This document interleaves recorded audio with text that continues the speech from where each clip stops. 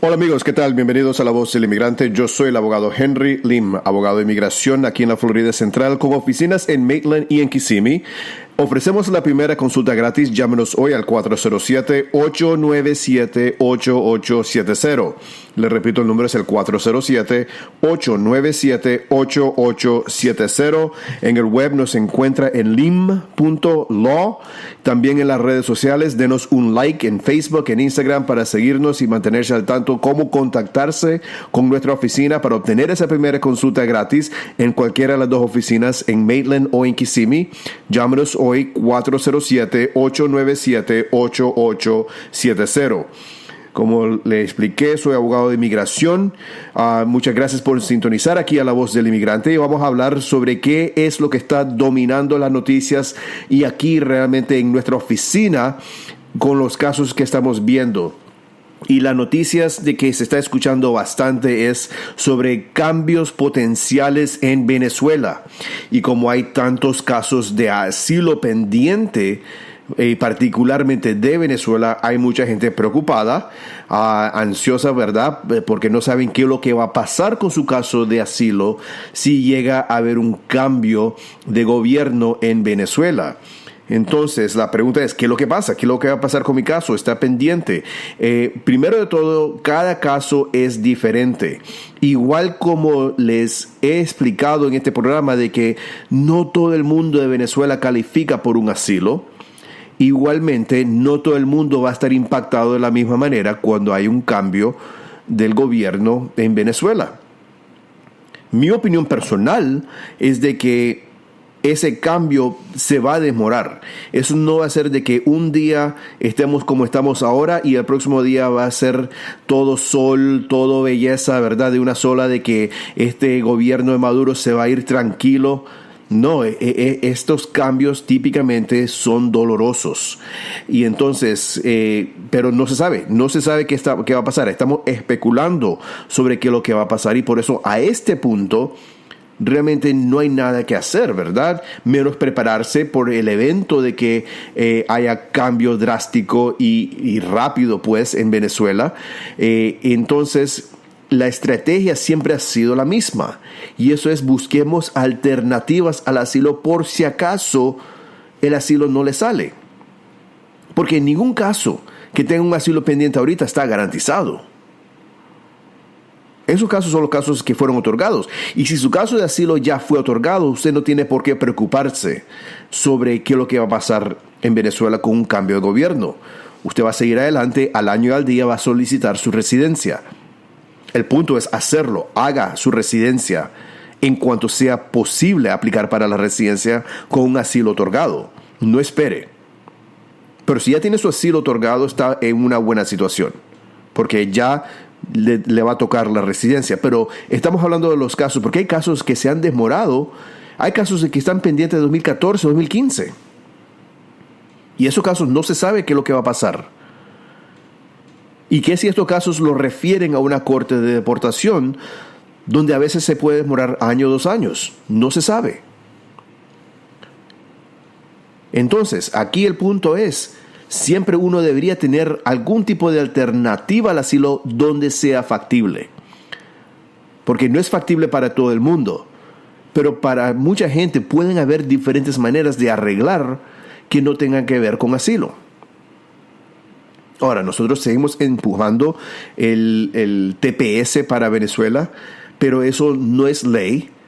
No se sabe si eso se va a aceptar y sabemos de que tenemos un presidente de que se está deshaciendo de TPS para todos los países.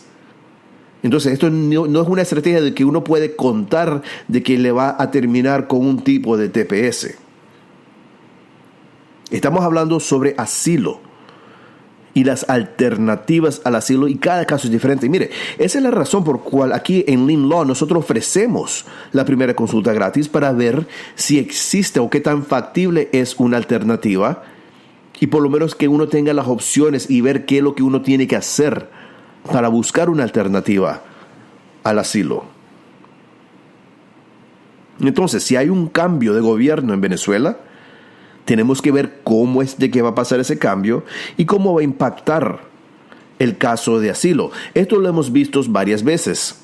Ejemplo, cuando yo empecé a ejercer leyes hace más de 20 años, cuando empecé mi carrera a finales de los años 90, lo que estábamos viendo en esa época eran los últimos casos de Perú, de asilo de Perú con el Sendero Luminoso. Esos son los casos con cual yo empecé mi carrera, cuando ya se estaban terminando, cuando ya no había tanto miedo, pues que se diga, de vivir en Perú como lo existía antes.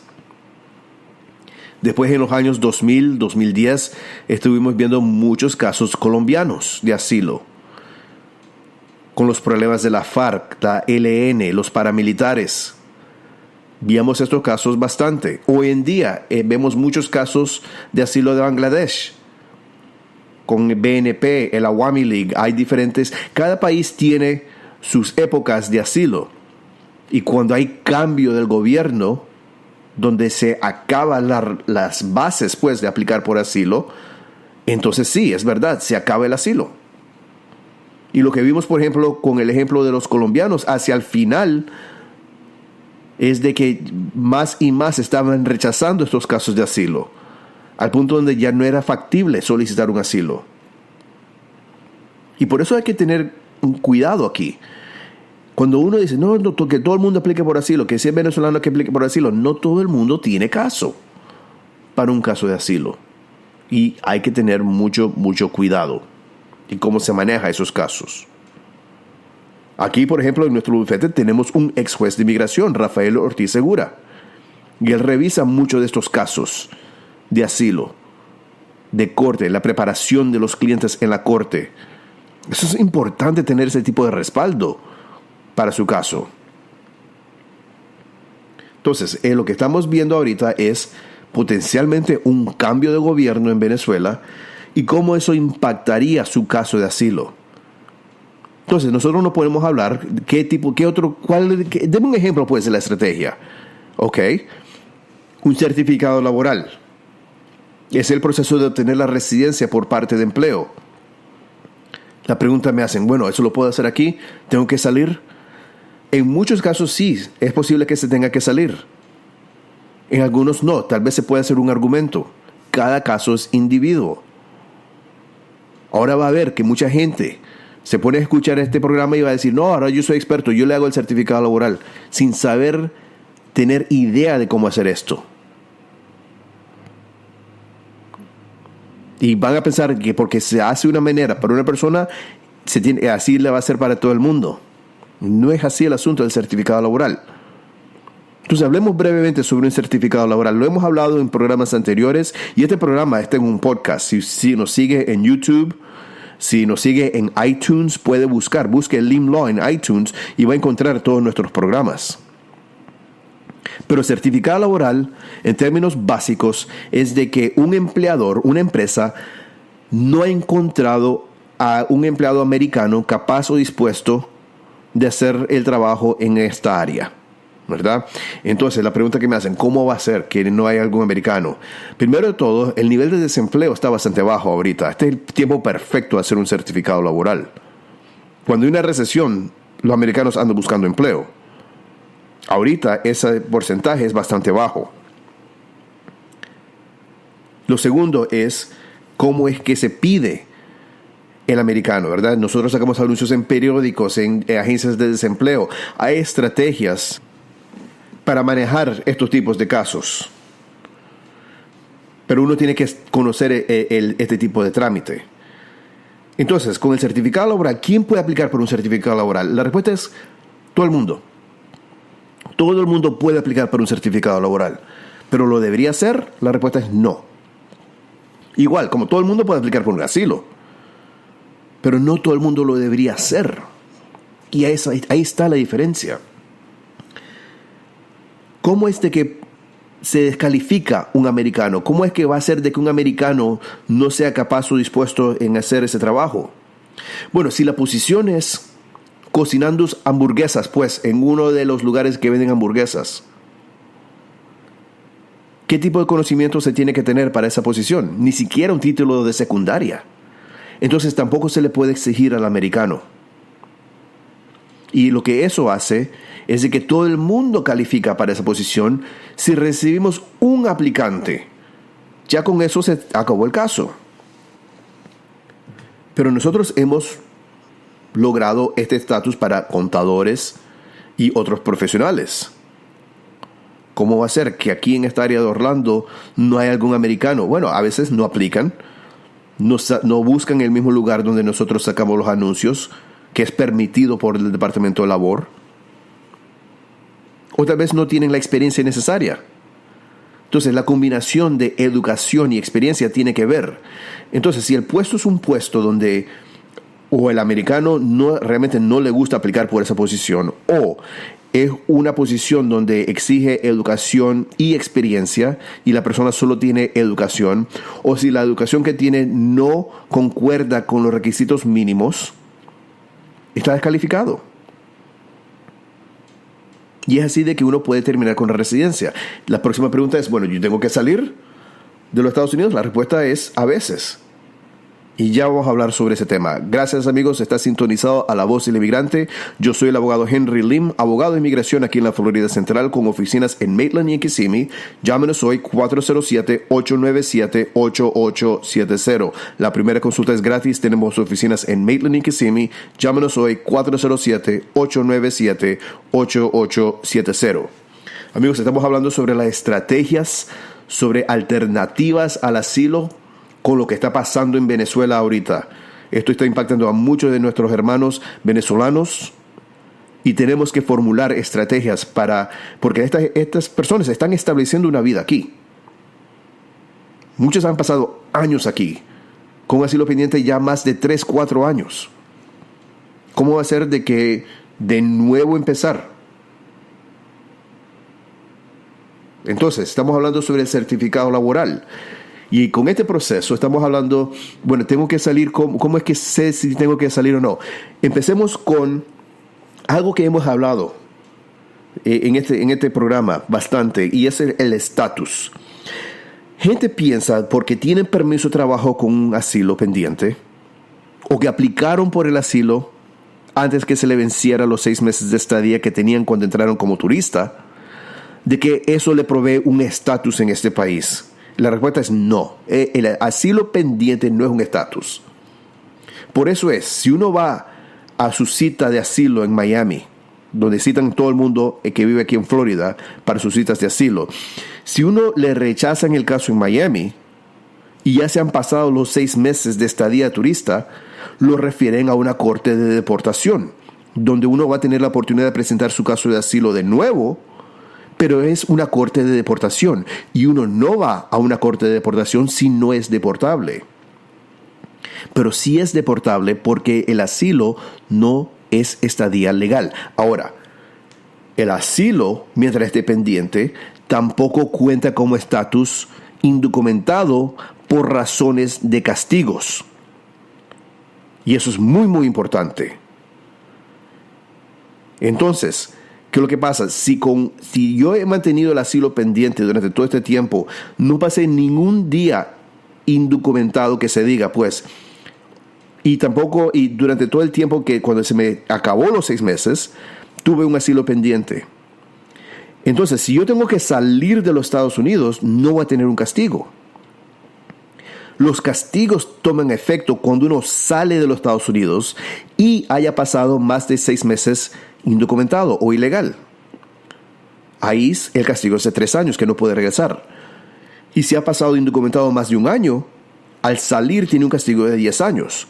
Por eso todo el mundo tiene este miedo de salir de los Estados Unidos, porque piensan que van a ser sujetos a algún castigo. Pero el asilo ahí sí lo protege.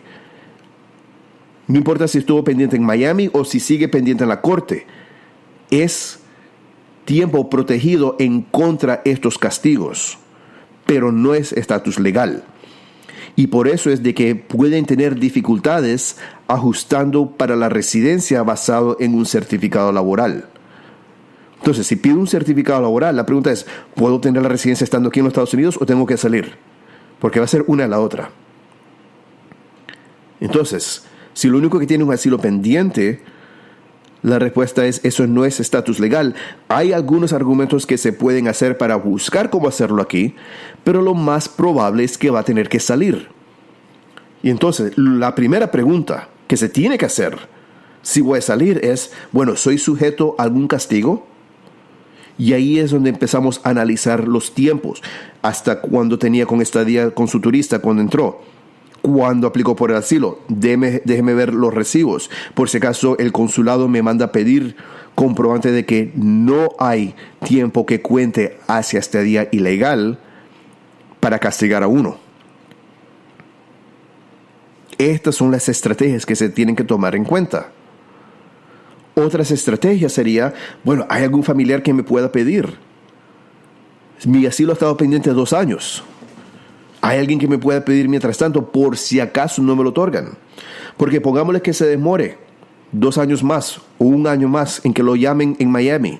Y después tenemos que ir a corte, que se puede demorar otro año, cuidado 2. Y después tenemos que apelar. Si un familiar me pide ahora, podemos utilizar todo este tiempo, ir ganando todo este tiempo, en vez de esperar hasta que me digan que no para empezar de cero. Estas son las estrategias que uno tiene que tomar en cuenta si uno tiene un asilo pendiente ahorita de Venezuela. Esta es la diferencia, es estrategia. No vaya un paralegal, no vaya un notario. Todo el mundo me dice: es que fui a un notario y no sabía, recién entrado y no sabía. Hay que dejarle a la gente saber de que estos paralegales y notarios no tienen conocimiento sobre estrategia. Lo único que le interesa: págueme tal y tal, yo le completo el formulario para un asilo. Se piensan expertos en asilo, cuando no tienen nada de concepto sobre los términos legales de un asilo, como que es una persecución legalmente. Para eso es de que nosotros también ofrecemos nuestra primera consulta aquí gratis en Lim Law. Entonces, hay que buscar alternativas. No se sabe qué es lo que va a pasar. Entiendo de que hay angustia en la comunidad venezolana ahorita. Entiendo eso perfectamente bien. Pero al mismo tiempo, no se deje guiar por personas de que se piensan ser... que pueden saber todo lo que va a pasar en el futuro. No sabemos qué es lo que va a pasar. Tenemos que tomar esto de día a día. Pero sí, si existe manera de buscar alternativas, busquémosla. ¿Qué si mi esposa tiene doble ciudadanía con Venezuela y Italia? Yo soy venezolano, pero yo soy el principal del caso, porque si yo tuviera la doble ciudadanía, no me aceptan mi asilo. Sé que me lo van a rechazar. Por eso yo fui el cabeza de mi asilo. Pero mi esposa tiene doble ciudadanía. Tiene doble ciudadanía. Tiene ciudadanía de Italia. Busquémosle una visa inversionista. Una visa E2. Existen diferentes maneras. No es $500,000 lo que se necesita para las visas E2.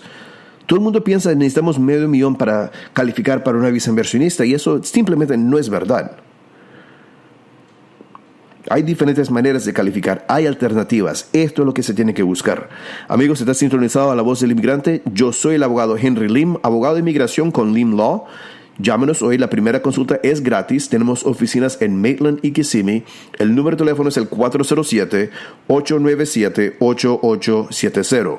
Le repito, el número es el 407-897-8870. Búsquenos en el web en lim.law y también en las redes sociales. Busque Lim Law, denos un like. Y así se mantiene al tanto cómo informarse con nuestra toda información y mantenerse al tanto sobre qué es lo que está pasando en el mundo de migración.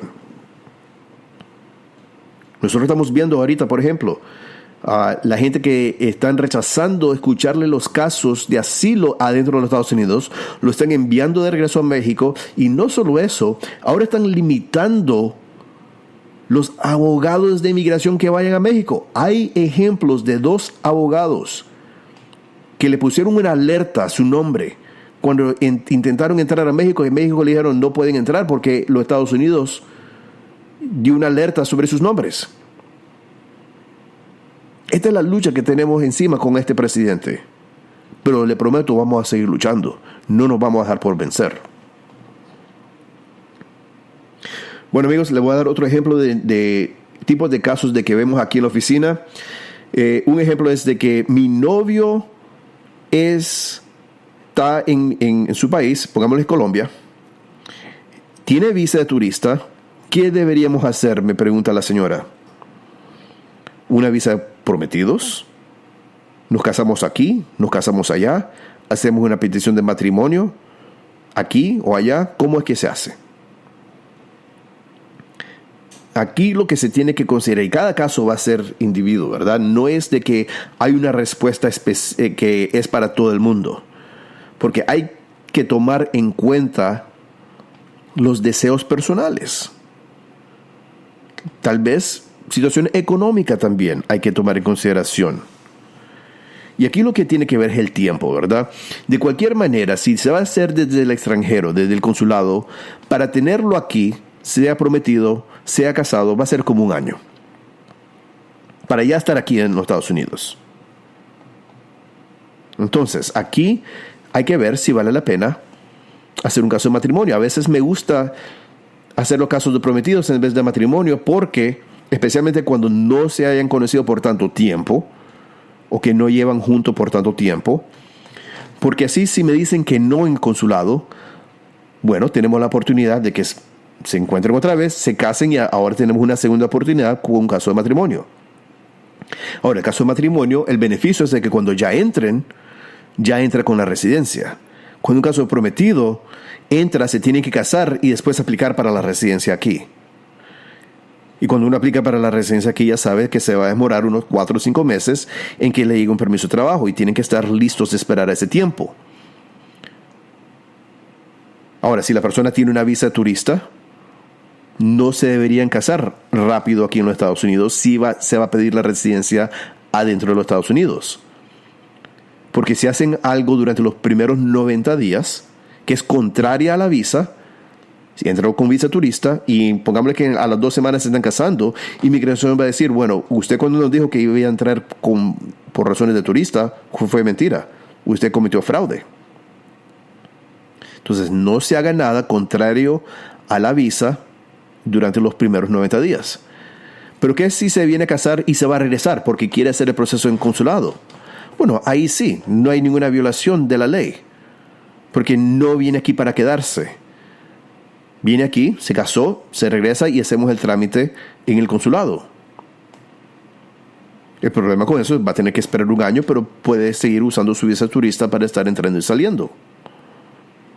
El problema es de que si hacemos una visa prometidos, tal vez va a tener que esperar aquí 4 o 5 meses antes de poder empezar a trabajar. Y eso tal vez no le conviene a la persona. A algunas personas no le importa. Si va a entrar con una visa turista, esperar 90 días, casarse y después aplicar para la residencia, bueno, estamos hablando de 90 días más 4 o 5 meses. ¿Están preparados de estar aquí 7 o 8 meses sin trabajar o viajar? Es una decisión personal. No hay una respuesta que sea correcta para todo el mundo. Cada caso tiene que tener una estrategia. Y uno tiene que ver cuál es la estrategia más conveniente para usted y su familia. No decir, bueno, esto es la manera que lo hice en un caso anterior, entonces esta es la manera que lo vamos a hacer para todo el mundo. Es el que no conoce el sistema, es el que no conoce el proceso, el que no le sabe dar alternativas.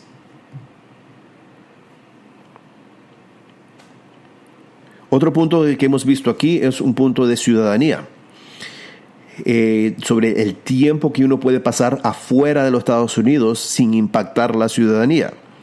Aquí tampoco hay gente que no sabe cómo explicar esto. Hay abogados que no saben cómo explicar esto. Que hay un concepto de residencia para una ciudadanía. Y el concepto de residencia hay 2 maneras que se tienen que considerar. Una es muy simple y es simple saber cómo calcularla. Es matemática. Si yo aplico hoy, tengo que contar, empezando de hoy, 5 años atrás. Y tengo que haber pasado la mitad de esos 5 años físicamente en los Estados Unidos. Esa es una fórmula matemática. Se va a sumar los días que yo pasé aquí. Si pasé más de la mitad en los Estados Unidos, paso esta parte del examen, pues que se diga de residencia. Pero hay otro concepto de residencia que también se tiene que cumplir para la ley de ciudadanía, y es el concepto de residencia continua en los Estados Unidos. Le doy un ejemplo.